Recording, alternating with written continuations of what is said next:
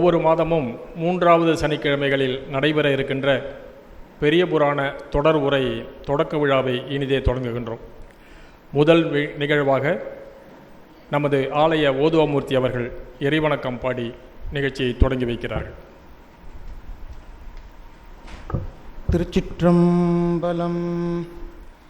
எடுக்குமா கதை இன் தமிழ் செய்யுளாய் நடக்கும் மேன்மை நமக்கு அருள் செய்திட தடக்கை ஐந்துடை தாழ் செவினில் முடி கடக்களிற்றை கருத்துள் இருத்துவாம். திருச்சிற்றம்பலம்.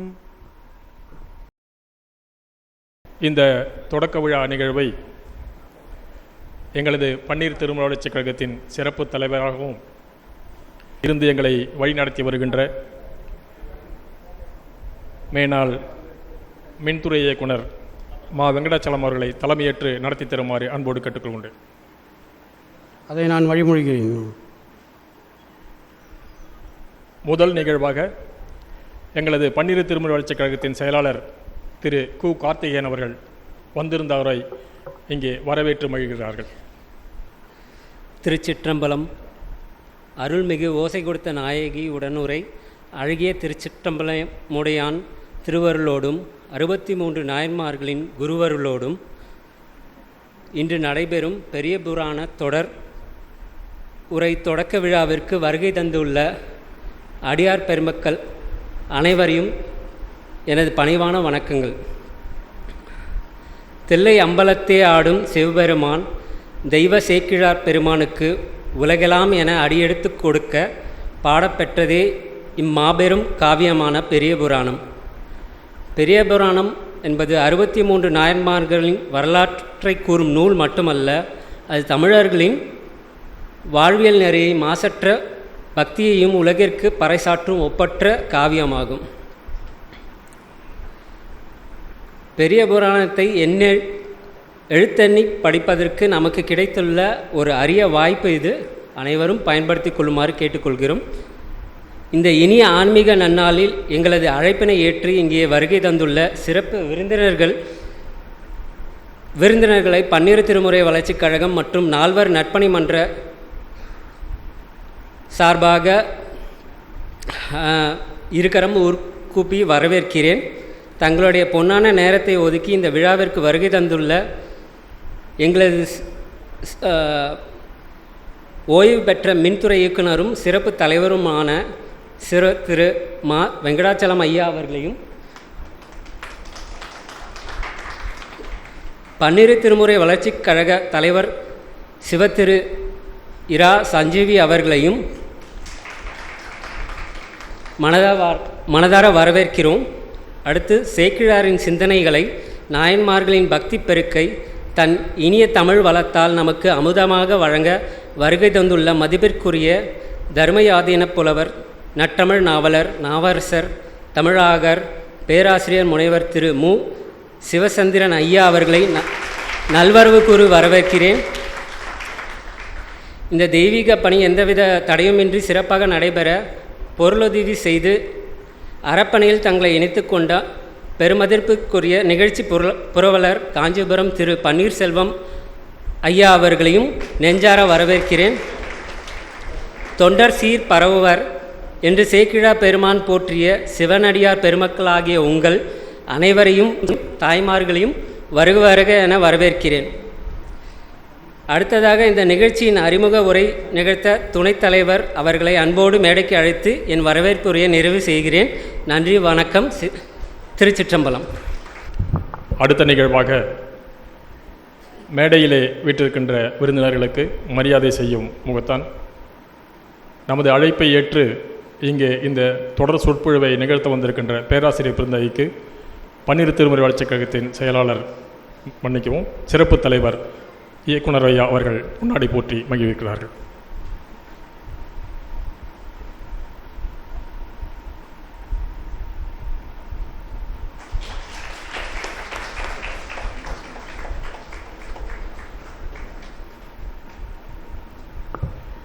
சிறப்பு தலைவர் அவர்களுக்கு முன்னாள் பன்னிரு திருமுறை கழகத்தின் செயலாளர் மற்றும் வழிகாட்டுதல் குழுவின் உறுப்பினர் திரு இரணியன் அவர்கள் இப்போது பொன்னாடை போற்றி மகிழ்விக்கிறார்கள்.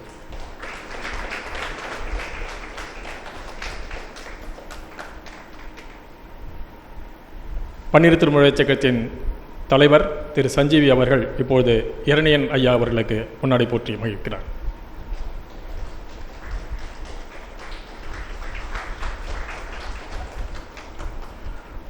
பன்னிரு திருமுறை கழகத்தின் செயலாளர் கார்த்திகேயன் ஐயா அவர்கள் இப்போது சஞ்சீவி அவர்களுக்கு பொன்னாடை போற்றி மகிழ்விக்கிறார்.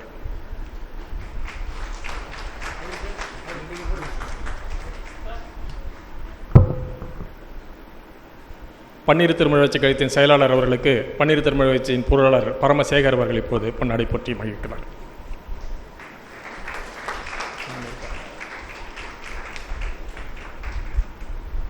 இந்த தொடர் வகுப்பை மகிழ்வோடு புரவலராக இருந்து இதை நடத்துவதற்கு உதவி செய்கின்ற திரு பன்னீர்செல்வம் அவர்களை மேடைக்கு அழைக்கிறோம்.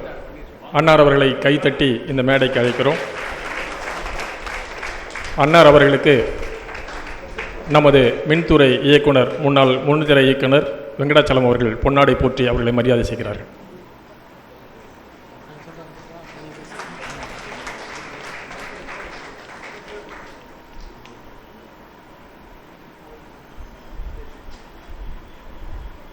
அடுத்த நிகழ்வாக இந்த நிகழ்ச்சியை பற்றிய ஒரு அறிமுக உரை பன்னிரு திருமுறை வளர்ச்சிக் கழகத்தின் துணை செயலாளர் திரு ராஜேந்திரன் அவர்களை அன்போடு அழைக்கின்றோம்.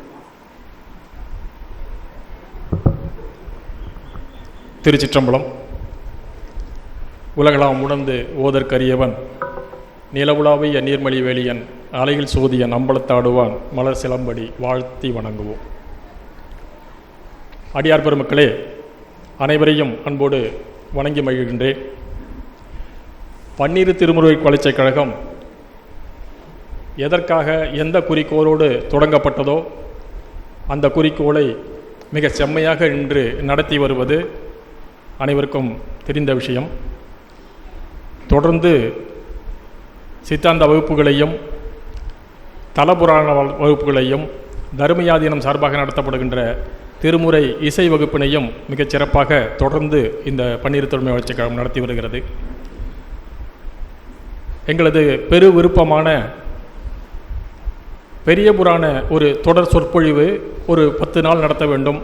அதே போல் திருவிளையாடற் புராணத்தை ஒரு 10 நாள் தொடர் சொற்பொழிவு நடத்த வேண்டும் என்று மரியாதைக்குரிய நமது பேராசிரியர் அவர்களிடம் நாங்கள் விண்ணப்பித்துக் கொண்டிருந்தோம்.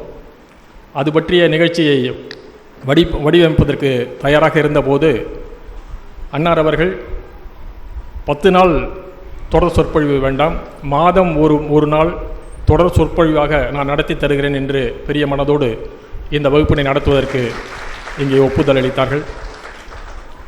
அதை மேற்கொண்டு இந்த வகுப்பினை மாதந்தோறும் 3வது சனிக்கிழமை மாலை 6 மணி அளவில் இங்கே வகுப்பினை தொடர்ந்து நடத்த உத்தேசித்துள்ளோம். அதற்கு இந்த அடியார் பெருமக்கள் அனைவரும் வந்திருந்து இந்த வகுப்பினை சிறப்பாக நடத்தி தருமாறும் ஒரு வேண்டுகோளை உங்களுக்கு வைக்கிறேன்.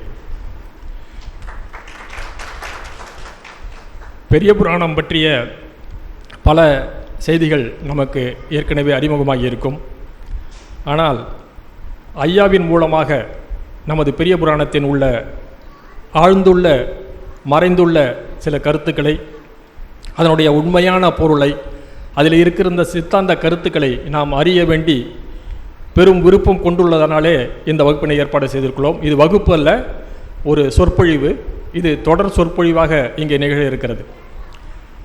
பெரிய புராணம் வெறும் ஒரு பக்தி இலக்கியம் மட்டுமல்ல, அது ஒரு வரலாற்று மிக்க ஒரு நூல் மட்டுமல்ல. அதிலே புதைந்திருக்கிற பல விஷயங்கள் இன்னும் சிலதெல்லாம் நமக்கு உண்மையாகவே தெரியாமல் இருக்கின்றது. அதை புரிந்து கொள்ள முடியாமல் இருக்கிறோம், அது செய்யுள் வடிவாக இருப்பதனால். அதையெல்லாம் மிகச்சிறப்பாக இங்கே எடுத்து சொல்லுவதற்காக ஐயாவை அணுகிய போது மிக விருப்பத்தோடு இந்த வகுப்பினை இந்த சிறப்பு சொற்பொழிவை நிகழ்த்துவதற்கு ஒத்துழைப்பு அளித்தார்கள்.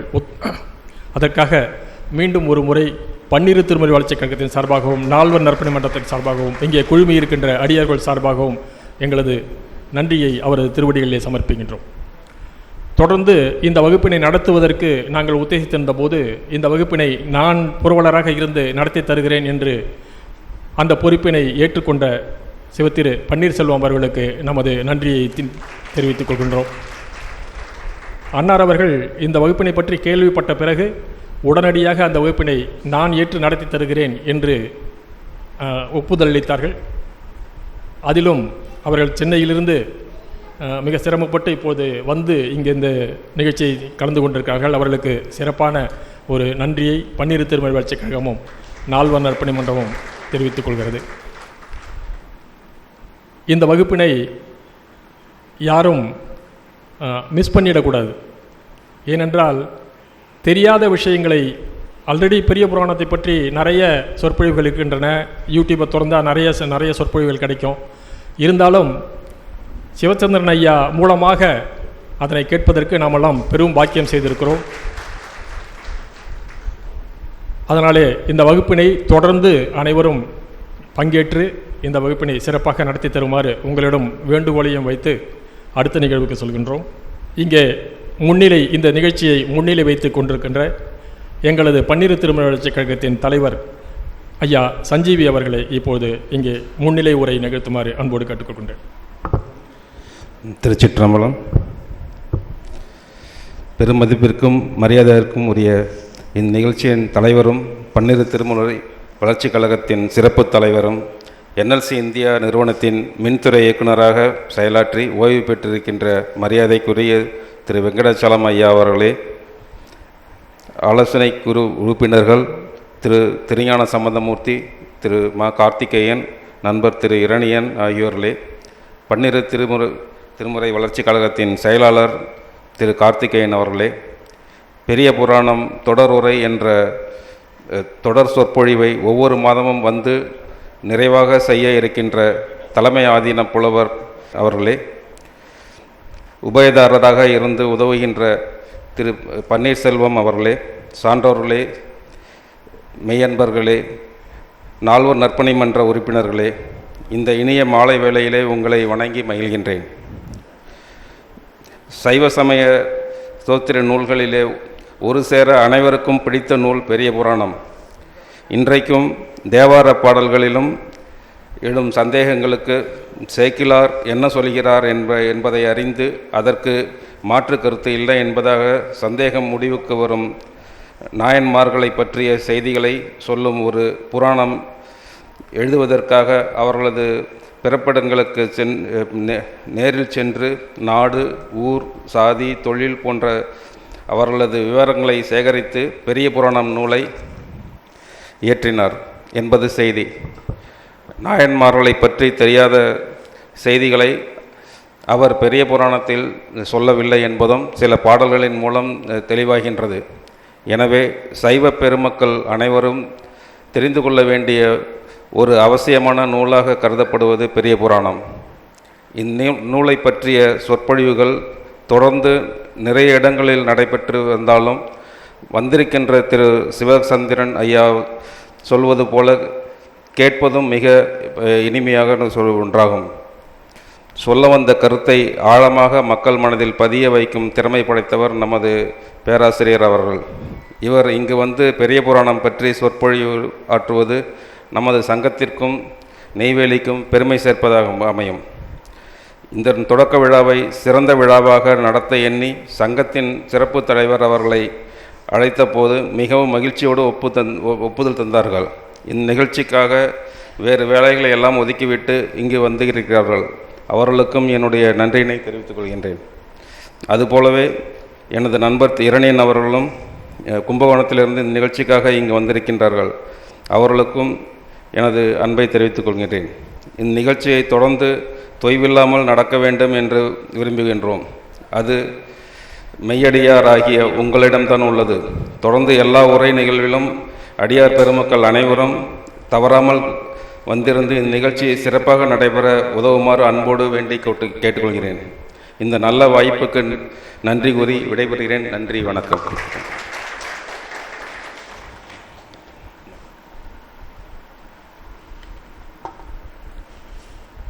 அடுத்த நிகழ்வாக இங்கே இந்த விழாவிற்காக வருகை இருந்திருக்கின்ற சிவத்திரு இரணியன் அவர்கள், ஆலோசனை குழு உறுப்பினர், முன்னாள் பன்னீர் திருமலை சேர்ச்சியின் செயலாளர் அவர்களை இங்கே வாழ்த்துரை வழங்குமாறு அன்போடு கேட்டுக்கொள்கிறேன்.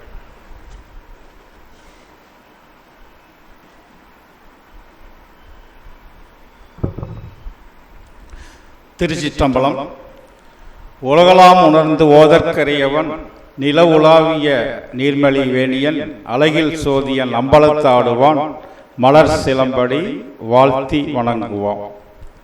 சீராரும் சதுர்மறையும் தில்லைவாழ் அந்தனரும், பாராரும் புலிமுனியும் பதஞ்சலியும் தொழுதேத்த, வாராரும் கடல்புடை சூழ் வையமெல்லாம் ஈடேற, ஏறாறு மணிமன்றில் எடுத்த திருவடி போற்றி. தில்லைவாழ் அந்தனரே முதலாக சீர்படைத்த, தொல்லையதாம் திருத்தொண்ட தொகையடியார் பதம் போற்றி. ஒல்லையவர் புராணக்கதை உலகறிய விருத்துரைத்த, செல்வமளி குன்றத்தூர் சேக்கிலார் அடி போற்றி.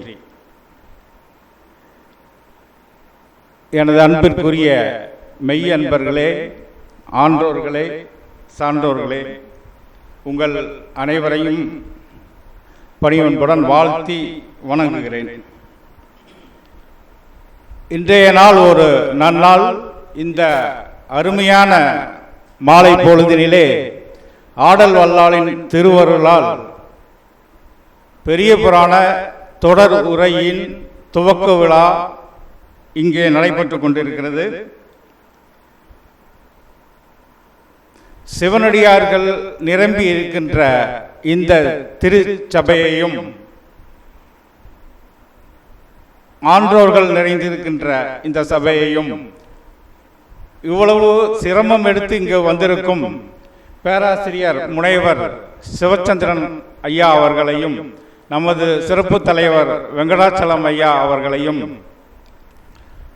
நமது கொடையாளர் காஞ்சிபுரம் பன்னீர்செல்வம் அவர்களையும், பன்னீர் திருமுறை வளர்ச்சி கழகத்தின் தலைவர் சஞ்சீவி, பொருளாளர் கார்த்திகேயன், பொருளர் சேகர் மற்றும் நால்வர் நற்பணிமன்ற உறுப்பினர்கள், பொறுப்பாளர்கள் உள்ளிட்ட அனைவரையும் எனது மனம் மொழி மெய்களால் வணங்கி வாழ்த்தி மகிழ்கிறேன். 5 மணித்துளிகள் மட்டுமே எடுத்துக்கொள்ளலாம் என்று நினைக்கிறேன். இந்த பெரிய புராணத்தின் சிறப்பு என்ன, தெய்வ சேக்கிழாரின் சிறப்பு என்ன, பெரிய புராணத்தை நாம் ஏன் படிக்க வேண்டும், சிந்திக்க வேண்டும், சில ருசிகரமான செய்திகளை மட்டும் உங்களுக்கு சொல்லலாம் என்று நினைக்கிறேன். ஓராறும் தண்டமிழின் மேலாம் தரம் என்று சொல்லுவார் கொற்றவன்குடி உமாபதி சிவாச்சாரியார். ஓராறும் தண்டமிழின் மேலாம் தரம். அவரே சொல்கிறார், நம் சேக்கிழாருக்கு எளிது அல்லது தேவர்க்கம் அரிதே. ஒரு விஷயம் நம்ம சேக்கிழாருக்கு ஈஸி, மற்ற யாராலும் செய்ய முடியாது அப்படின்றாரு. அது என்ன விஷயம்? சேக்கிழார் சொல்லுகிறார், இன்பம் என்றும் பெருகும். அது எந்த சூழ்நிலையில் எப்படி பெருகும், இதை மட்டும் பார்க்கலாம் என்று நினைக்கிறேன். அதற்கு முன் இந்த நிகழ்ச்சி அமைய காரணமாக இருக்கும் சான்றோர்களை பற்றி ஓரிரு வார்த்தைகள். இதுக்கப்புறம் இன்னொரு 2 வருஷமோ 3 வருஷமோ இந்த நிகழ்ச்சி நடக்கும். அப்ப பெரிய புராணத்தை மட்டும் பற்றி தான் நாம் சிந்திக்க போகிறோம். இப்பொழுது முதலில் இந்த தொடக்க உரையை நிகழ்த்த இருக்கும் முனைவர் தர்மயாதீன புலவர், நற்றமிழ் நாவலர், நாவரசர், தமிழாகரர். இந்த தமிழாகரர் என்ற பட்டம் மதுரை ஆதீனத்தால் ஐயாவிற்கு சமீபத்தில் கொடுக்கப்பட்டிருக்கிறது. இந்த பட்டம் பெற்ற பிறகு அவர்கள் கலந்து கொள்ளும் முதல் நிகழ்ச்சி இது. எங்களுக்கு இதில் மிகவும் சந்தோஷம்.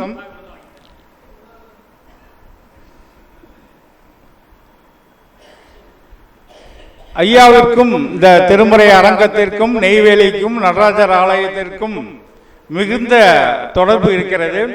ஏற்கனவே தர்மயாதீன சைவ சித்தாந்த வகுப்பு தொடரையும் ஐயா இயக்குனராக இங்கு இருந்து நடத்தி இருக்கிறார்கள். திருமுறையை சிந்தித்தால், படித்தால், ஓதினால் ஒரு தேஜஸ் கிடைக்கும் என்று சொல்வார்கள். அதற்கு ஐயாவே லிவிங் எக்ஸாம்பிள் என்பார்கள். ஐயா தான் அதற்கு சான்று. ஐயா ஏற்கனவே அந்த சைவ சித்தாந்த தொகுப்பு நடந்துட்டு இருக்கும்போது மிகுந்த சிரமத்துடன் மயிலாடுதுறையிலிருந்து நெய்வேலிக்கு வந்து கொண்டிருந்தார்கள். சாலை மிகவும் பழுதான சாலை. மாதம் 2 முறை வகுப்பு என்று நினைக்கிறேன். ஐயா ரொம்ப கஷ்டப்பட்டு வந்துட்டு இருந்தாங்க. இந்த ஆட்சியாளர்களுக்கு இரக்கம் இருக்காதா என்று கூட நாங்கள் விவாதித்தோம். ஆனால் இன்றைய நிலைமை அது இறைவனின் காதில் கேட்டிருக்கிறது. இன்று 4 வழி சாலையாக இருக்கிறது. ஐயா சுலபமாக வந்து நமக்கு அமுதம் ஊட்ட இருக்கிறார்கள்.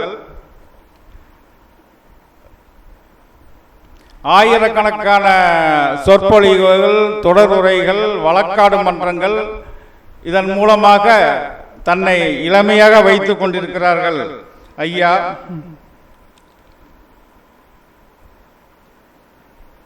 ஐயன் திருவள்ளுவர் சொல்வது போல கேட்டார் பிணிக்கும் தகையவாம் கேளாரும் கேட்ப மொழிவதாம் சொல் என்ற குறளுக்கு இலக்கணமாக ஐயாவின் சொல்வன்மை நிச்சயமாக இருந்து கொண்டிருக்கிறது, இனிமேலும் இருக்கும்.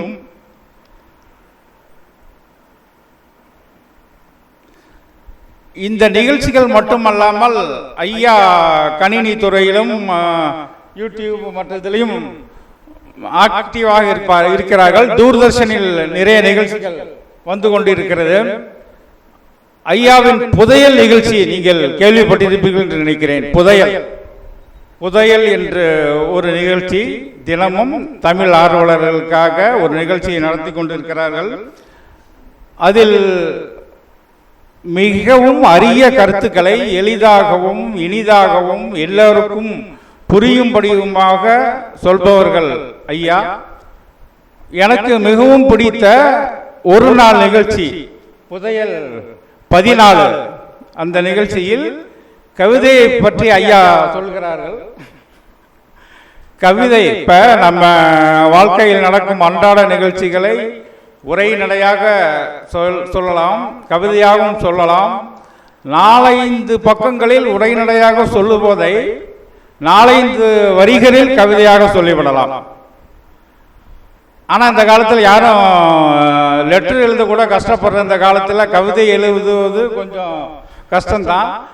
கவிதைன்னா அதற்கு என்று சில கட்டமைப்புகள் இருக்கின்றன.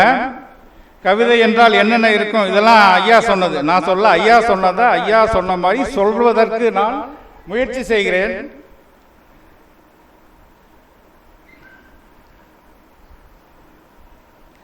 கவிதை என்பது ஒரு சொற்சிட்டு. இப்ப திருக்குறள் பார்த்தீங்கன்னா 1.25 வரி 7 சீர்கள் 1330 அருமையான கவிதைகள். கவிதைக்கு என்ன இலக்கணம்? கவிதைனா என்னென்ன இருக்கணும்? கவித்துவம், சொற்சிட்டு, அரிய ஓமைகள், அருமையான தொடர்கள். அது மட்டுமல்லாமல் யாப்பு அமைதி, அணி அமைதி எல்லாம் இருக்கணும். உணர்ச்சி உடையதாக இருக்கணும். இதெல்லாம் இருந்தால் தான் அதை கவிதைன்னு சொல்ல முடியும். இவ்வளவு விளக்கங்கள் இருந்தாலும் கவிதைக்கான விளக்கம் அந்த சொல்லிலேயே இருக்கிறது என்று ஒரு பெரியவர் கூறுவதாக ஐயா சொல்கிறார். கவிதை அந்த விளக்கம் என்னன்னா, கவிதை என்ற சொல்லில் முதல் எழுத்தையும் 2ஆம் எழுத்தையும் சேர்த்தால் கவி, 2ஆம் எழுத்தையும் 3ஆம் எழுத்தையும் சேர்த்தால் விதை, முதல் எழுத்தையும் 3ஆம் எழுத்தையும் சேர்த்தால் கதை.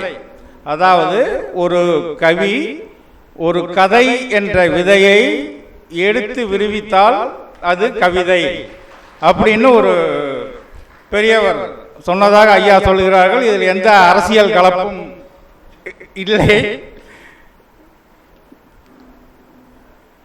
அந்த பெரியவர்கிட்ட அதான் உரைநடைக்கும் கவிதைக்கும் எப்படி நம்ம பேசலாம் அப்படிங்கிறதுக்கான இன்னொரு எடுத்துக்காட்டு. அந்த பெரியவர் சென்னையிலிருந்து திருவாரூருக்கு வந்திருக்கிறார்.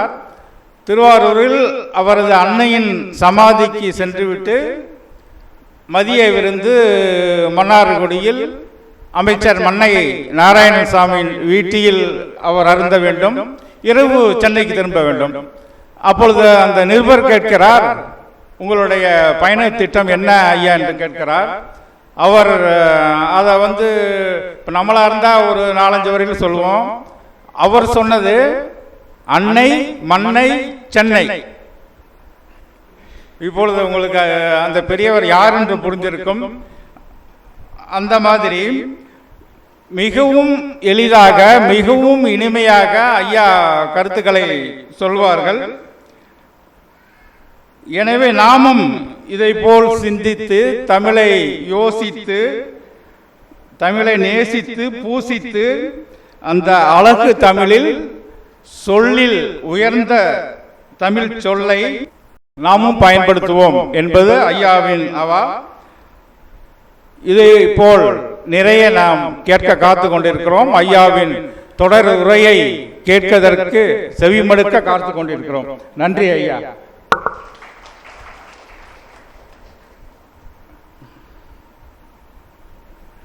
அடுத்து நமது சிறப்பு தலைவர்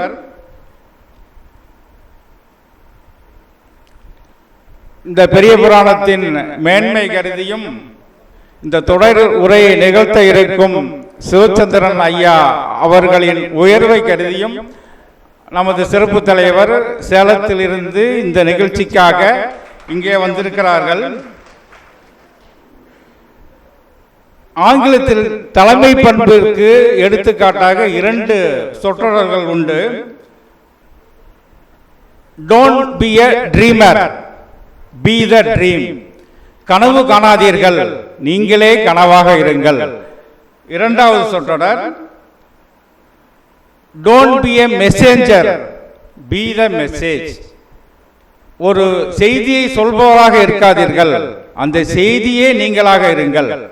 அதாவது லீட் பை எக்ஸாம்பிள் என்பது இதன் பொருள். அப்படிப்பட்ட இலக்கணத்துக்கு எடுத்துக்காட்டாக இருப்பவர்கள் நமது சிறப்பு தலைவர்கள்.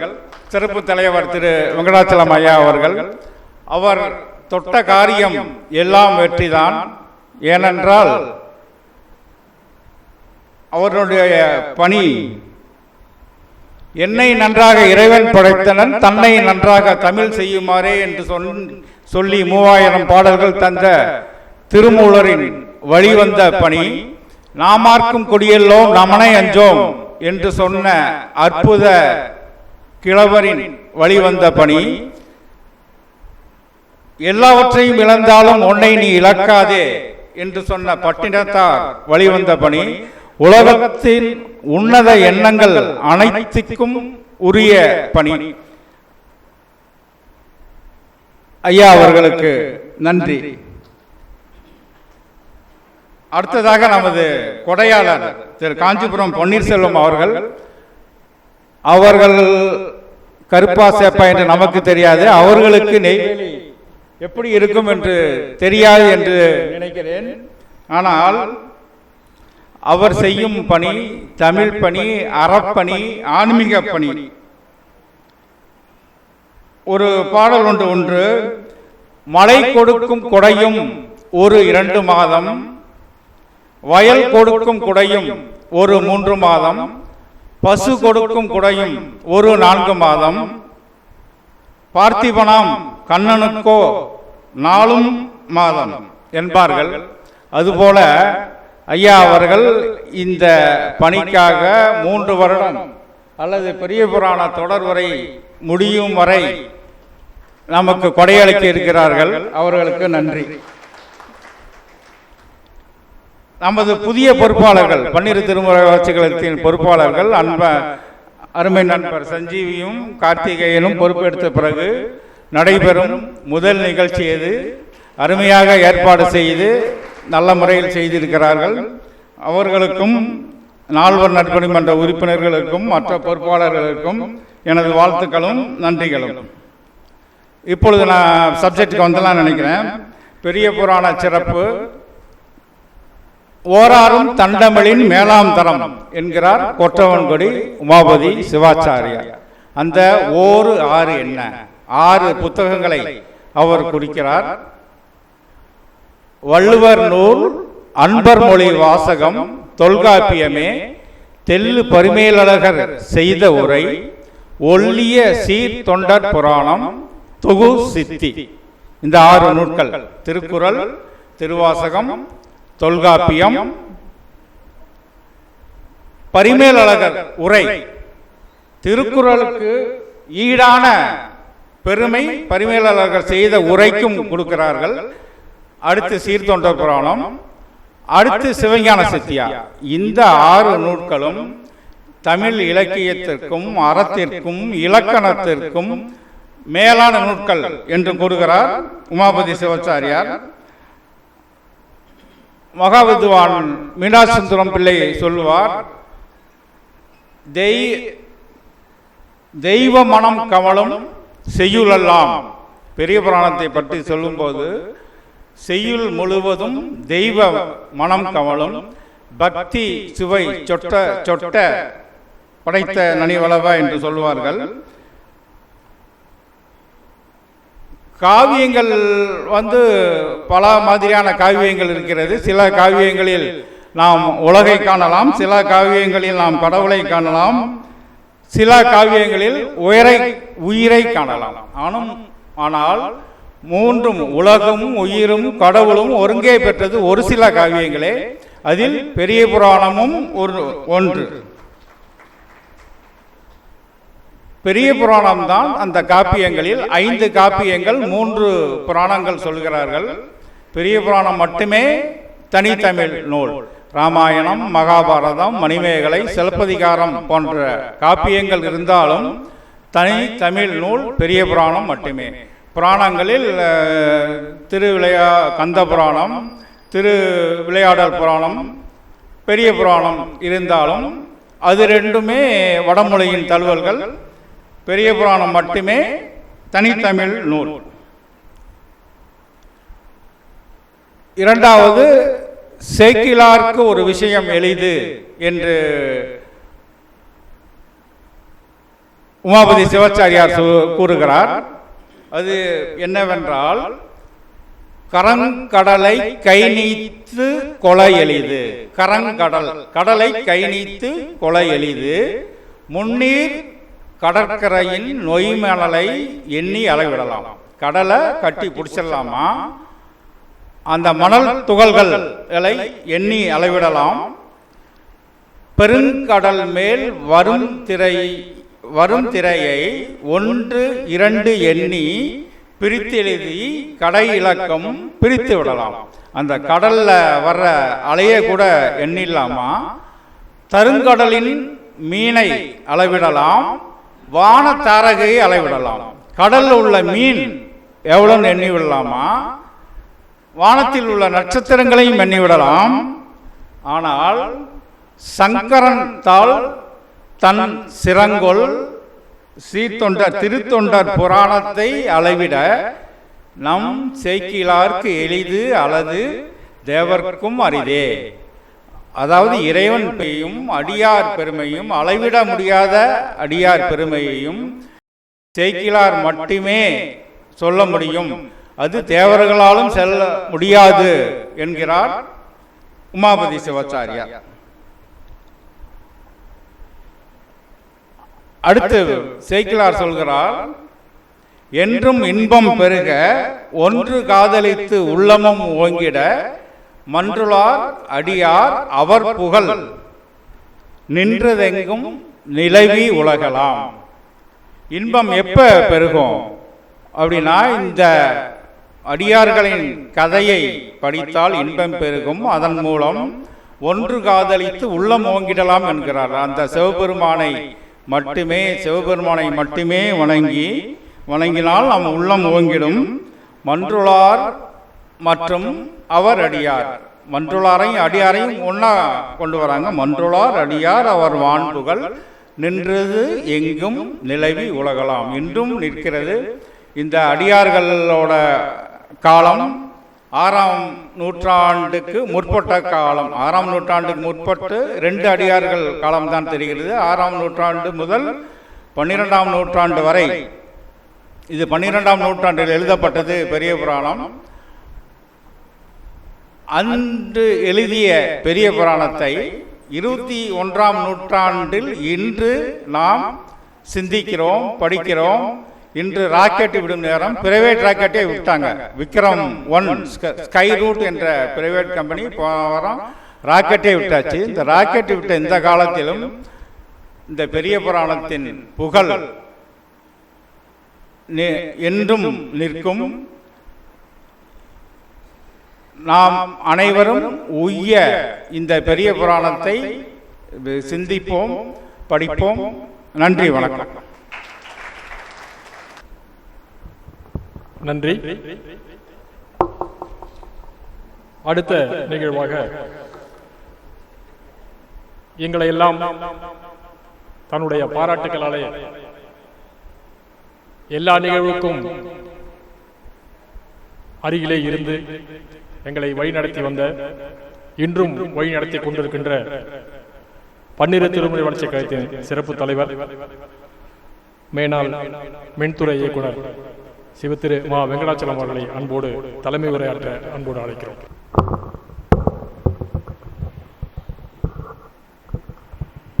நமச்சிவாய. எல்லோருக்கும் எனது இனிய மாலை வணக்கங்கள். உயர் திரு முனைவர் சிவச்சந்திரன் ஐயா அவர்களே, திரு இரணியன் அவர்களே, சஞ்சீவி அவர்களே, காஞ்சிபுரம் பன்னீர்செல்வம் அவர்களே, கு கார்த்திகேயன் அவர்களே, என்னுடைய துணைவியார் Mrs Sanjeevi, Mrs Rangasamy, Mrs Iraniyan, Rangasamy, என்னுடைய மைத்துனர் செந்தில், சேகர், ராஜேந்திரன், சக்திவேல் மற்றுமுள்ள இங்கு பெரும் திரளாக கூடியுள்ள நால்வர் நற்பணி மன்றம் மற்றும் பன்னிரு திருமுறை வளர்ச்சி கழக அன்பர்களே, சிவனடியார்களே, நெய்வேலி நகர மக்களே, உங்கள் அனைவருக்கும் மீண்டும் ஒரு முறை என்னுடைய மனம் கனிந்த மாலை வணக்கங்களை கூறிக்கொண்டு, நம்முடைய ஸ்பெஷல் சிறப்பு வணக்கங்களையும் பாராட்டுகளையும் முனைவரையா அவர்களுக்கு ஒரு முறை சமர்ப்பித்து கொண்டு, ஏன்னா இப்போ தான் அவர் ஒரு பட்டம் வாங்கியிருக்காருன்றார். அவர் வாங்கினதெல்லாம் என்னென்ன பண்ணாங்க அப்படிங்கிறதெல்லாம் சொன்னார். சொல்ல ஆரம்பித்தோம்னா அதுலேயே முடிஞ்சு போயிடும் போல் இருக்குது பெரிய புராணம். அந்தளவுக்கு நிறையா இருக்குது அவரை பற்றி சொல்லணுன்னாக்க. அவர் சொன்னார் பாருங்க, ஒரு இது பெரிய புராணம் மட்டுமல்ல, மற்ற இந்த இலக்கியங்களை ஒரு ஈடுபாட்டோடு அவர் சொல்வதால் தான் என்னமோ அவருடைய தேஜஸே ரொம்ப நல்லா இருக்குன்னாரு. எப்படியெல்லாம் ஒரு மார்க்கெட்டிங் பண்ணுறாருன்னு தெரியல. பல சிறப்புகள் ஆக்சுவலா. இதையெல்லாம் தாண்டி நம்மளுடைய சிவச்சந்திரன் ஐயா அவர்களை பார்த்தோம்னாக்கா தர்மாபுரம் ஆதீனத்தினுடைய ஒரு பேச்சாளர் அப்படிங்கிறது இல்லை, ஒரு பேராசிரியர். தமிழை சார்ந்து 2-3 பட்டங்களை வாங்கியிருக்கார். அவர் இங்கு வந்ததற்கு நாம் எல்லோரும் ஒரு முறை அவரை கைத்தட்டி அவரை வரவேற்போம். நன்றி ஐயா. அடுத்தது இந்த பெரிய புராணத்தை பற்றி சொல்கிறதுக்கு முன்னால் இந்த நிகழ்ச்சியில் கலந்துக்கிறதுலேயே எனக்கு ஒரு மட்டற்ற மகிழ்ச்சி அப்படின்னாக்க ஒரு அளவில்லாத மகிழ்ச்சி. இது எப்படி லிஸ்ட் பண்ணுறதுனே தெரியல எனக்கு. இதுக்கு பல காரணங்கள். முதல் காரணம் என்னென்னா, முன்னாடி அவங்க சொன்ன மாதிரி ஓசை கொடுத்த நாய்க்கு உடனுரை நம்முடைய நடராஜர் சன்னதியில் மீண்டும் ஒரு விழாவில் கலந்து கொள்வது அப்படிங்கிறது, அவரை தொழுது விட்டு வந்து கலந்து கொள்வது அப்படிங்கிறது ஒரு சந்தோஷமான ஒரு நிகழ்வு. இதில் இன்னொரு ஸ்பெஷாலிட்டி என்னன்னாக்க, ஒரு 2 மாதத்துக்கு முன்னாடி என்னுடைய இந்த ஒரு உபச்சார விழா அங்கே நடத்தும் பொழுது, இதுக்கப்புறம் நம்ம அடிக்கடி இங்கே வரமாட்டோம் அப்படிங்கிற மாதிரி கூட நான் கூட பேசினேன். ஏன்னா மனசில் அந்த மாதிரி தோணலைன்னா கூட அதுதான் உண்மை அப்படின்னு சொல்லி பேசினேன். அது பேசுறதுனால என்னமோ அடிக்கடி அவர் இங்கே வரவழைச்சிட்டு இருக்காரு என்ன. அது மட்டும் இல்லை, நம்ம கார்த்திகேயன் ஐயாவை பற்றி ஒன்று சொல்லணும். அவர் இங்கே இல்லை இன்னைக்கு. அவர் என்ன சொன்னார்னா, என்னை கூப்பிடும்போது ஒரு வித்தியாசமாக கூப்பிட்டாரு. என்ன ஏதாவது இந்த டேட்டில் இருக்குது வர முடியுமா அப்படின்லாம் கேட்பாங்க. அவரோட கூப்பிட்ட விதமே வேறு மாதிரி இருந்தது. இந்த தேதியில் வச்சுருக்கோம், நீங்கள் வரணும், அப்படி இல்லைன்னா இன்னொரு தேதி கொடுங்கன்னாரு. அப்படின்னு ஆப்ஷன் தான் எனக்கு கொடுத்தாரு. நான் வரலாமா வேண்டாமாங்கிறது இல்லை, எனக்கு ஒரு ஆப்ஷன் தான் கொடுத்தாரு. இவ்வளவும் பண்ணிவிட்டு அவர் வராமல் விட்டார் இன்னைக்கு. ஸோ இவ்வளோ ஒரு சிறப்பான ஒரு நிகழ்வில் கலந்துக்கிறதுல ஒரு மகிழ்ச்சி.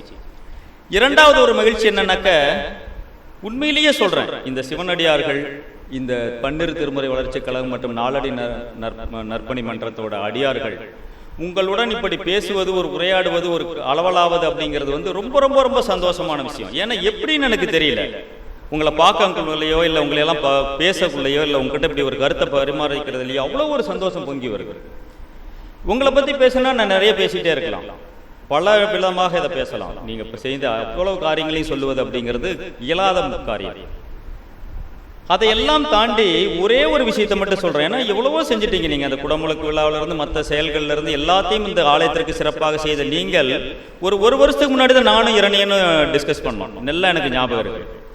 பேச்சாளர்கள்லாம் வந்து கூட்டிகிட்டு வந்துட்டு இருக்கோம். நம்ம ஆளுங்களே இவ்வளோ விஷயம் தெரிஞ்சு வச்சுருக்காங்க, அவங்கள வச்சு பேச்சாளர்கள் ஆரம்பிக்கலாம் அப்படிங்கிற முதல்ல பெண்மணிகள் தான் ஆரம்பித்தாங்க. அவங்களே வந்து எல்லாரும் ஒரு உரையெல்லாம் கொடுத்தாங்க, ஒரு சொற்பொழிவு நடத்தினாங்க. இதையெல்லாம் தாண்டி நம்ம இரணியன் இப்போ ஒரு போன வாரம் தான் அவரோட ஒரு வீடியோ ஒன்று கேட்டேன் நான். அது பார்த்தோம்னாக்கா அவர் என்ன நினைச்சாருன்னு தெரியல. பெரிய புராணம் இந்த வாரம் எடுக்க போறாங்க கிளாஸ் நினைச்சாருன்னு அவருக்கு முன்னாடியே தெரிஞ்சதா என்னன்னு தெரியல. அது ஏற்கனவே ஒரு ரவுண்டு விட்டார். பெரிய புராணத்தை பற்றி ஒரு 1.5 மணி நேரம் ஒரு சொற்பொழிவு நடத்திட்டாரு. அதில் என்ன ஒரு விசேஷம் அப்படின்னா, அவர் சொல்கிறதெல்லாம் என்னன்னாக்க, ஒரு எக்ஸாமுக்கு போகிறதுக்கு முன்னாடி ஒரு ப்ரிப்பேர் பண்ணுற மாதிரி ஒரு பெரிய ஒருத்தரோட பேச்சை கேட்கறதுக்கு முன்னாடி நம்மளை ஒரு நாள் ஆல்ரெடி தயார் பண்ணிட்டாரு. அதுதான் எனக்கு உண்மையால் நான் ஞாபகம் வந்தது. ஒரு தீபாவளி அப்படிங்குள்ள ஒரு பசங்க ஒரு 10 நாளைக்கு முன்னாடி இருந்து வெடிக்க ஆரம்பிச்சிருவானுங்க, பார்த்துருக்கீங்களா? அந்த மாதிரி பெரிய புராண வகுப்பு வர்றதுக்கு முன்னாடியே பெரிய புராணத்தை பற்றி பேச ஆரம்பிச்சிட்டார். ரொம்ப தேர்ந்த பேச்சாளர் ஆகிட்டார். இப்போ ஒரு பேசுனதுக்கு அப்புறமா என்ன பேசுறது, எதெல்லாம் விடுறது அப்படின்னு எனக்கு தெரியல. அந்த மாதிரி ஒரு தேர்ந்த பேச்சாளர் ஆகிட்டார். அதே மாதிரி நம்ம ராஜேந்திரன், அவரும் இப்போ தான் கேட்டேன் போன வாரம், அவர் ட்ராமா போடுவார் அப்படின்னு பார்த்தோம்னாக்கா அதையும் தாண்டி ஒரு பெரிய சொற்பொழிவு, எல்லாம் ஒவ்வொரு விதத்திலும் செஞ்சுக்கிட்டு இருக்காங்க. இதெல்லாம் பார்க்கக்குள்ள எனக்கு என்ன தோணுதுனாக்க, இந்த 63 நாயன்மார்கள் அவர்களுடைய அர்ப்பணிப்பினால, அவர்களுடைய சிவ தொண்டினால ஏதோ ஒரு நிலையை அடைஞ்சிருக்காங்க.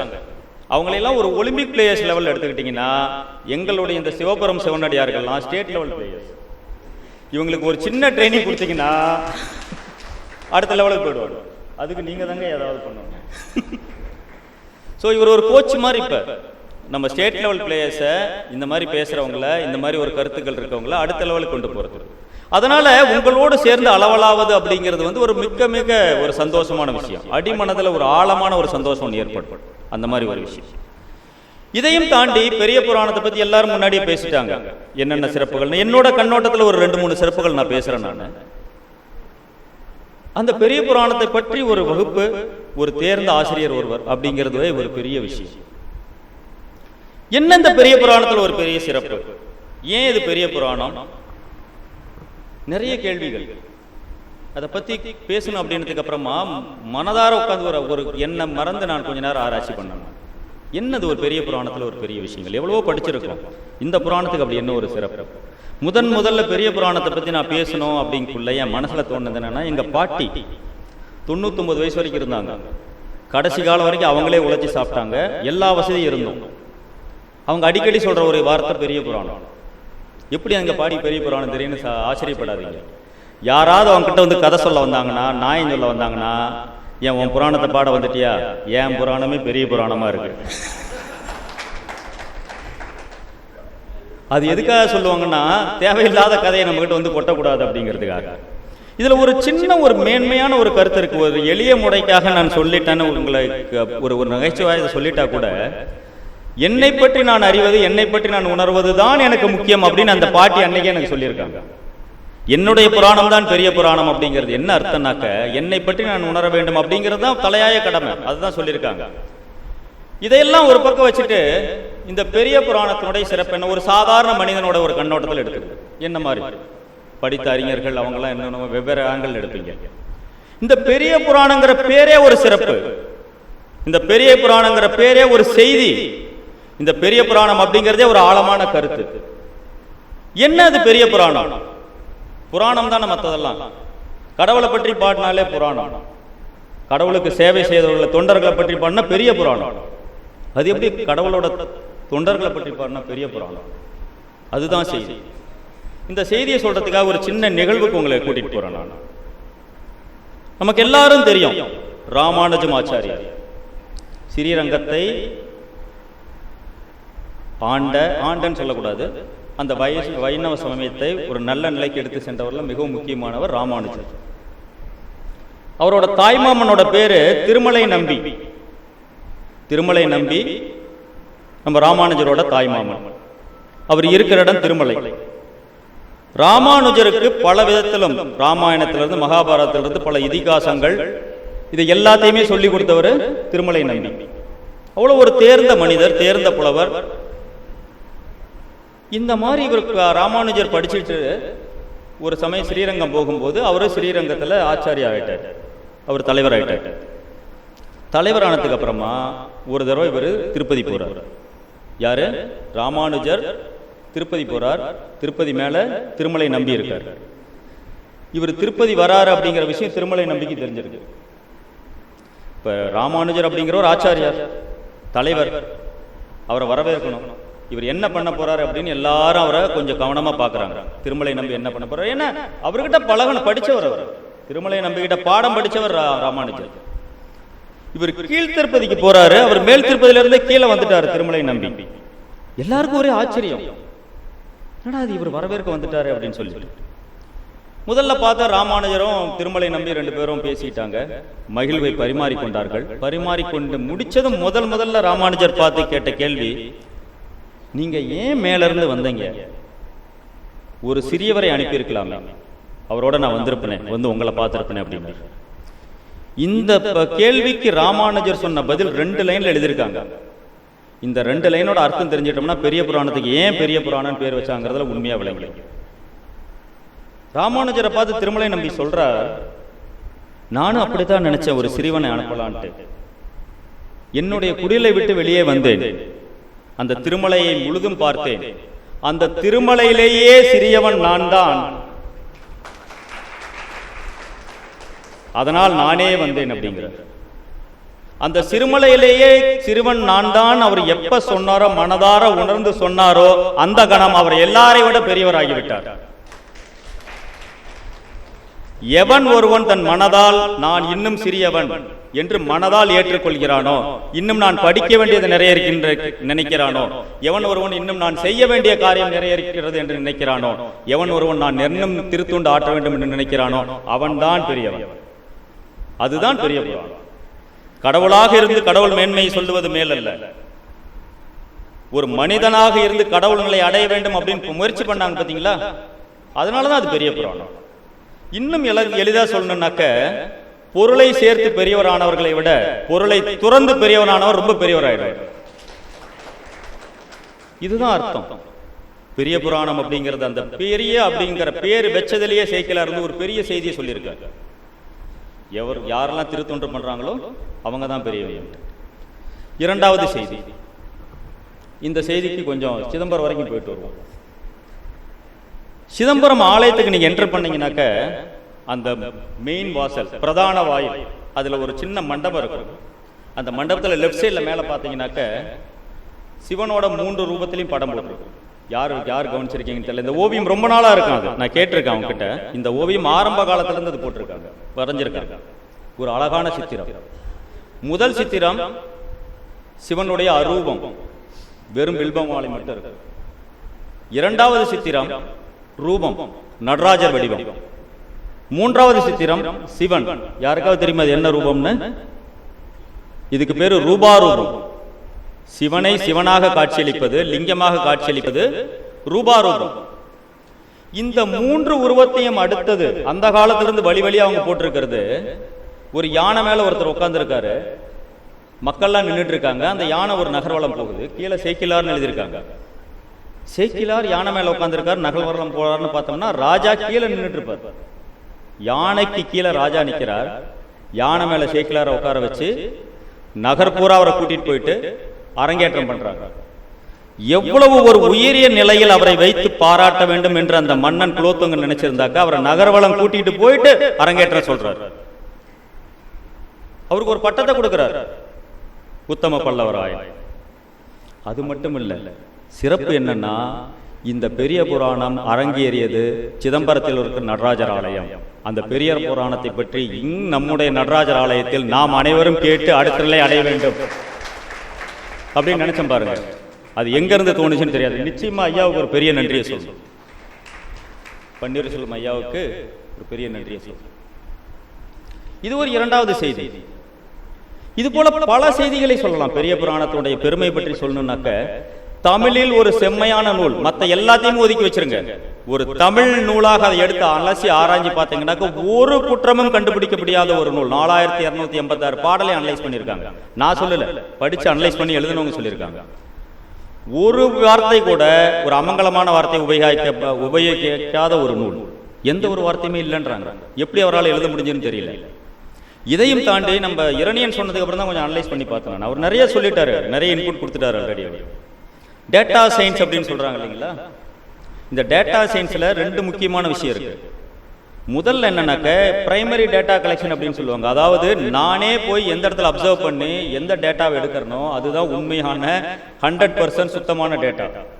நானே நேரில் போயிட்டு எங்க ஒரு செயலையோ மற்றதையோ கவனிச்சு நான் எடுத்தேன்னா அதுக்கு பேர் தான் முதன்மை பிரைமரி டேட்டா அப்படின்னு சொல்லுவாங்க. அந்த டேட்டா தான் பெஸ்ட். அந்த எழுதுனது அந்த டேட்டாவை பேஸ் பண்ணி பண்ற அனாலிசிஸ் தான் நல்லா இருக்கும் அப்படிங்கிறது இப்போ அறிவியல் பூர்வமாக நிரூபிச்சிருக்காங்க. ஆனால் அந்த காலத்திலேயே அவர் எல்லா இடத்துக்கும் அவரே போய் எல்லா டேட்டாவையும் அவரே கலெக்ட் பண்ணி அதை ஆராய்ஞ்சு அந்த டேட்டாவை எடுத்து அதுக்கப்புறம் வந்து எழுதியிருக்காரு. எவ்வளோ ஒரு பெரிய விஷயம் அந்த டேட்டா சயின்ஸ் அப்படின்னு சொல்லக்குள்ள அவர் எனக்கு அது புரியல. இரணியன் சொல்லும்போது கொஞ்சம் அலசி ஆராய்ச்சி பார்த்ததுக்கு அப்புறம் தான் தெரிஞ்சது மிகவும் செம்மையான ஒரு நூல், மிகவும் சுத்தமாக துல்லியமாக இருக்க வேண்டும் அப்படிங்கிறதுக்காக எழுதியிருக்காரு. அது மட்டும் இல்லை, இந்த மாதிரி நிறைய சொல்லிக்கிட்டே போகலாம். இலக்கணத்துக்கான ஒரு நூல், ஆன்மீகத்துக்கான ஒரு நூல், இந்த மாதிரி எல்லாம் முன்னாடி பேசினாங்க இல்லைங்களா? இதெல்லாம் சொல்லிக்கிட்டே போகலாம். இதையெல்லாம் தாண்டி என்னுடைய கண்ணோட்டத்தில் ஒரு சின்ன சின்ன பாயிண்ட், ஒரு 3-4 பாயிண்ட் இருக்கு. எனக்கு அதுல ரொம்ப பிடிச்ச விஷயம் பெரிய புராணத்துல ஒரு சின்ன சின்ன பாயிண்ட், ஒரு 3-4 பாயிண்ட். அந்த ஒரு 3-4 பாயிண்ட் மட்டும் சொல்லிட்டு நான் கன்க்ளூட் பண்ணலாம்னு நினைக்கிறேன்.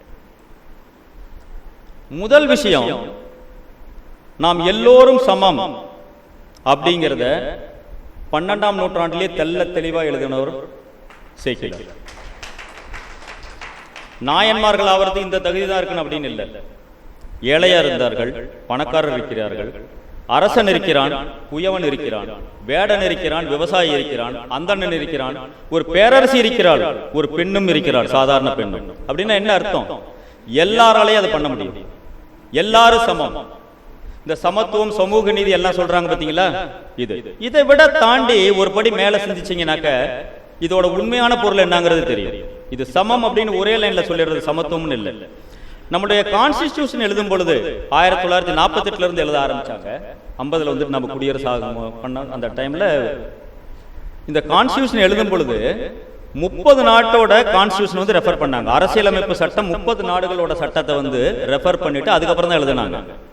இது ரெஃபர் பண்ணதுல ஒன் ஆஃப் இது என்னன்னாக்க யூஎஸ்ஏவோடதும் இந்த சமத்துவம், ஈக்குவாலிட்டி அப்படின்னு நம்ம எழுதுனதுமே இது 200 வருஷத்துக்கு முன்னாடியே நாங்கள் எழுதிட்டோம், எங்களை பார்த்தா நீங்க காப்பி அடிச்சிருக்கீங்க அப்படின்னு சொன்னாங்க.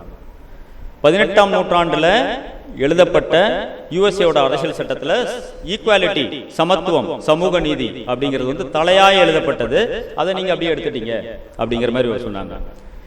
நிச்சயமா இன்னைக்கு என்கிட்ட அதை வந்து யாராவது சொன்னாங்கன்னா நான் சொல்லுவேன், 12ஆம் நூற்றாண்டிலேயே எங்களுடைய சேக்கிழார் சமத்துவம்னா என்ன, சமூக நீதி என்ன எல்லாத்தையும் எழுதியிருக்காரு அப்படின்னு ஆணித்தரமா நம்மளால சொல்ல முடியும். அடுத்த செய்தி, இதுல பாத்தீங்கன்னாக்க இந்த பெரிய புராணம் எழுதியிருக்கிற சேக்கிழார் எழுதியிருக்கிற ஒவ்வொரு காட்சியும் விவரிக்கக்குள்ள பாத்தீங்கன்னா இயற்கை, சுற்றுப்புற சூழல் வந்து அவ்வளவு அழகா விவரிச்சிருப்பார். ரொம்ப அழகா இருக்காது. அதை படிச்சீங்கன்னா எந்த ஒரு இடத்துலயுமே எனக்கு ஒரு அமங்கலமா இருந்த மாதிரியே தெரியல. ஏன்னா எல்லாம் படிக்கல. ஒரு இந்த பேசணும் அப்படிங்கிறதுக்கு ஒரு 10-15 பாட்டு, அதுக்கான ஒரு மீனிங் இதெல்லாம் எடுத்து பார்த்தேன் நான். இந்த எல்லா இடத்துலையுமே பார்த்தீங்கன்னாக்க ஒரு சுற்றுப்புற சூழல், ஒரு சுகாதாரம், ஒரு ஹைஜீனிக் அப்படிங்கிற மாதிரி தான் எல்லாமே பிரசன்ட் பண்ணியிருப்பாங்க. 2 விஷயம் அதுல எனக்கு தெரியுது. ஒன்னு என்னன்னா, நிச்சயமாக நம்முடைய நாடு முன்னாடி 6ஆம் நூற்றாண்டிலிருந்து அவர் விவரிக்கிறார். அப்படிங்கிறனாக்க 6ஆம் நூற்றாண்டிலேயே ஒரு தலையாய சுகாதாரமான இயற்கையான ஒரு நாடு நமக்கு இருந்திருக்கு. அதுல எந்த விதமான ஐயமும் இல்லை. 2வது, தன்னுடைய பாடல்கள் இதை மேன்மைப்படுத்தி காட்டணும்னு நினைக்கிறார். இது சாதாரண விஷயம் இல்லை. அதாவது ஒரு பர்டிகுலர் குவாலிட்டியை நான் வந்து மேன்மைப்படுத்தி எங்களுடைய மக்களையோ என்னுடைய இனத்தையோ நான் சொல்றேன் அப்படின்னா அதுக்கு நான் முக்கியத்துவம் கொடுத்துருக்கேன்னு அர்த்தம். இப்போல்லாம் சொல்கிறோமே இந்த சஸ்டைனபிலிட்டி அப்படிங்கிறது, நிச்சயமாக அதில் ஆராய்ச்சி பண்ணிங்கன்னா வேறு ஏதாவது கிடைக்கும். இது இரண்டாவது செய்தி. இதையும் தாண்டி மூன்றாவது செய்தி, இது முதல் செய்தியோட தொடர்புடைய மாதிரி இருக்கும், ஆனால் கொஞ்சம் சின்ன வித்தியாசம். நான் சொன்னேன் இல்லைங்களா, இந்த 63 பேர் ஒவ்வொருத்தரும் வெவ்வேறு நிலை அப்படின்னு சொல்லிட்டு, ஒவ்வொருத்தருக்கும் ஒவ்வொரு வழி. எல்லாராலையும் கடவுளை அடைய முடியும் அப்படின்னு சொன்னார். எல்லோராலையும் கடவுளை அடைய முடியும், எல்லோராலும் நாயன்மாராக முடியும். இது ஒரு பெரிய விஷயம். பார்க்கறதுக்கு மேலோட்டமா பார்க்கறது ஒரு மாதிரி தெரியுது. பார்த்தோம்னா ஒரு கிளாஸ்ல போயிட்டு இருக்கிற அத்தனை பேரையும் பார்த்துட்டு நீங்க எல்லாரும் கணக்குல சென்டம் வாங்க முடியும்னு ஒரு ஆசிரியர் சொல்லிட்டு ஒரு கிளாஸ் எடுத்தாருன்னா எவ்வளவு ஒரு கான்பிடன்ஸை கொடுக்க முடியுமோ அப்படி ஒரு கான்பிடன்ஸை கொடுக்கறது இந்த பெரிய புராணம். எல்லோராலும் முடியும், உங்கள் வழியிலேயே முடியும். நீ ஒண்ணு புதுசா ஒண்ணு தனியா பண்ண வேண்டாம். நீ என்ன பழக்க வழக்கங்களை வச்சிருக்கிறியோ அதை வச்சே உன்னால கடவுள் அடைய முடியும். இது ஒரு பெரிய விஷயம். இதையெல்லாம் தாண்டி ஒரே ஒரு விஷயங்க, அந்த ஒரு விஷயத்தை மட்டும் சொல்லிட்டு ஒரே ஒரு சின்ன ஒரு கருத்தை சொல்லி நான் நிறைவு பண்றேன். இப்ப எல்லாம் பேசிட்டு இருக்காங்க mental gymnasium, mental practice, mental rehearsal. இந்த மாதிரி இது வந்து ரொம்ப பெருசாயிடுச்சு. ஒரு பெரிய சாதனை புரியவர்களுக்கு என்ன பண்ணுவாங்க அப்படின்னாக்க, மற்ற எல்லா பயிற்சியும் கொடுத்து முடிச்சதுக்கு அப்புறமா அந்த பயிற்சி ஆக்சுவலா அந்த ஒரு கேமோ இல்ல ஒரு போட்டியோ ஏதோ ஒன்று நடக்கிற மாதிரியே அவங்களை மனசால ரிஹர்சல் பண்ண சொல்லுவாங்க. ஒரு மலை ஏறாரு அப்படின்னா, எவரெஸ்ட் ஏறாருனாக்க படிப்படியா ஏறக்குள்ள எப்படி இருக்கும் அப்படிங்கிற மாதிரி, இல்ல ஒரு பெரிய ஒலிம்பிக் போட்டிக்கு போறாரு அப்படின்னாக்க அடுத்த போட்டியில் எப்படி இருக்கு, இவர் எப்படி ஃபேஸ் பண்ணுவாரு, எப்படி பிரச்சனை வரும், எல்லாத்தையும் படிப்படியா கொண்டு வந்து முடிவில் நீ வெற்றி பெற அப்படிங்கறத வந்துட்டு ஒரு பயிற்சியா கொண்டு வருவாங்க. இந்த முடிவில் வெற்றி பெற அப்படிங்கிற சொல்லக்குள்ள என்ன ஆகுனாக்க, முன்னாடியே நம்மளுடைய உடம்பு, செல், மனது எல்லாமே அதுல டியூன் ஆயிடுச்சு. அதுக்கப்புறமா கடைசியா நீ தான் வெற்றி பெற போற அப்படிங்கிறது அடிமனசுல ஆழமா பதிஞ்சிருக்கு. இது நிறைய வீரர்கள் இப்ப எடுத்துட்டு இருக்காங்க இந்த பயிற்சியை. எனக்கு தெரியவில்லை, இந்த பயிற்சிக்கு ஏறத்தாழ சற்றும் குறையாத விதத்தில் தான் what you think you will become, நீ எதுவாக நினைக்கிறாய் அது ஆகிறாய்ன்னு சொல்றாங்க இல்லைங்களா. நிச்சயமாக ஒவ்வொரு நாயன்மார்களும் இதை நினைத்தார்கள் அப்படிங்கிறதுல பெரிய புராணத்தில் எழுதியிருக்காரு. இதையும் தாண்டி இந்த பூசலார் நாயனார் அப்படிங்கிறவர் பத்தி எழுதியிருக்காரு பாருங்க. கல் கல் கல்லா, ஒவ்வொரு கல்லா மனதாலேயே கோயில் கட்டியிருக்காரு. அப்படின்னா என்ன? It is nothing but a mental rehearsal. இப்போ ஒரு பெரிய விஷயமா நாம என்ன பேசுறோமோ அதை தான் அப்ப அங்க சொல்லியிருக்காங்க, அதை தான் அவர் எழுதியிருக்காரு. சோ இந்த பெரிய புராணத்தில் உண்மையிலேயே அலசி ஆராய்ஞ்சோம்னாக்க ஒரு சமூக நெறி, சமத்துவம், கான்ஸ்டிடியூஷன், நிறைய விஷயங்கள், மென்டல் ரிஹர்சல் நான் சொன்ன மாதிரி, இல்லை சயின்டிபிக் ஃபேக்ட், இந்த மாதிரி இன்னும் எவ்வளவு விஷயம் இருக்குன்னு தெரியல. ஏன்னா நாங்களாம் ஏதோ ஒரு 2 நாள் 3 நாள் படிக்கிறவங்க ஐயா, எங்களுக்கு இந்த அளவுக்கு தோணுது. அப்படிங்குள்ள நிச்சயமாக இதில் ஆராய்ஞ்சா எவ்வளவு விஷயம் தெரியும் தெரியல. அவ்வளவு ஒரு சிறப்பான ஒரு புராணம் தான் பெரிய புராணம். ஒரே ஒரு விஷயத்தை மட்டும் சொல்லிட்டு நிறைவு பண்ணிடுறாங்க. ஏன் இந்த பெரிய புராணங்கிறது ஒரு பெரிய சிறப்பு அப்படின்ட்டு, ஏன்னா எழுதி வச்சிருக்கிறது எனக்கு தெரியாது, அதை எழுதி வச்சிருக்கிறதுல என்ன இருக்கோ அதை நான் சொல்றேன். முருகன் ஔவையார்ட்ட போய் கேட்டார், இந்த உலகத்திலேயே பெரியது எது, இந்த உலகிலேயே பெரியது எதுன்ட்டு முருகன் அவ்வை பாட்டியிட்ட கேட்டிருக்காரு. முருகன் ஔவையாரும் பேசிக்கிட்ட எல்லாமே நமக்கு ஒரு பெரிய விஷயம், பெரிய சிந்தனை, ஆழமான கருத்துக்கள். அந்த முருகன் கேட்கும்போது அவ்வை பாட்டி சொல்றாங்க அவங்களுக்கே உள்ள ஸ்டைல், நீ உலகத்தை உதாரணமாக காட்டி கேட்டதுனால இந்த உலகம் பெரியது. ஏன்னா உலகத்தை விட அப்படின்னு தானே கேட்டாங்க, இந்த உலகத்திலே எது பெரியதுன்னு கேட்டதுனால நீ உலகத்தை காரணம் காட்டி கேட்டதனால் இந்த உலகம் பெரியது. ஆனால் அதோடு நிறுத்திவிட முடியாது. இந்த உலகத்தை படைத்தவன் பிரம்மா, அதனால் பிரம்மா பெரியவன். பிரம்மா பெரியவன் என்று நினைக்க முடியாது, ஏனால் பிரம்மா வந்தது திருமாலுடைய வயிற்றிலிருந்து, அதனால் திருமால் பெரியவன். திருமால் பள்ளி கொண்டிருப்பதோ பார்க்கடலில், அதனால் பார்க்கடல் பெரியது. பார்க்கடலை நம்முடைய அகத்திய முனி ஒரு கமண்டலத்தில் அடைத்து விட்டார், அதனால் அந்த கமண்டலம் பெரியது. இந்த கமண்டலம் தோன்றியது இந்த பூமியில் இருந்து, அதனால் மீண்டும் இந்த பூமி பெரியது. இந்த பூமியை ஆதிசேஷன் தன்னுடைய தலையில் எடுத்து வைத்திருந்தான், அதனால் ஆதிசேஷன் பெரியவர். ஆதிசேஷனை உமையால் தன்னுடைய மோதிரமாக போட்டிருந்தாள், அதனால் உமையால் பெரியவள். இந்த உமையாளுக்கு தன்னுள் சரிபாதியை கொடுத்து அர்த்தநாரீஸ்வரர் என்று பெயர் வாங்கினானே, அதனால் சிவன் பெரியவன். ஆனால் இந்த சிவனோ இந்த அடியாருடைய தொண்டில் மனதில் மயங்கி இறையருளில் இறங்கி இதயம் முழுவதும் அடியார்களை நிரப்பி வைத்திருக்கிறார். அதனால் இந்த அடியார்கள் தான் உலகிலேயே பெரியவர்கள் என்று சொன்ன அடியாரை பற்றிய ஒரு புராணத்தை நாம் பார்க்க போகிறோம். நல்ல தேர்ந்த ஒரு ஆசிரியர், நல்ல நான் முன்பே கூறியது போல ஒரு அறிவுசார் ஒரு திருக்கூட்டம், ஒரு அற்புதமான தலைப்பு. நிச்சயமாக தமிழ் மொழி, உயரிய சிந்தனை, ஆன்மீக சிந்தனை மற்றும் நல்ல ஆழ கருத்துக்களை இந்த சமூகம் அடுத்த நிலைக்கு எடுத்து செல்லும் என்பதில் எனக்கு சற்றும் ஐயமே இல்லை. வாய்ப்பளித்த அனைவருக்கும் நன்றி. இவ்வளவு ஒரு சிறப்பான விழாவை ஏற்பாடு செய்துள்ள அனைவருக்கும் நன்றி கூறி விடைபெறுகிறேன். நன்றி, வணக்கம்.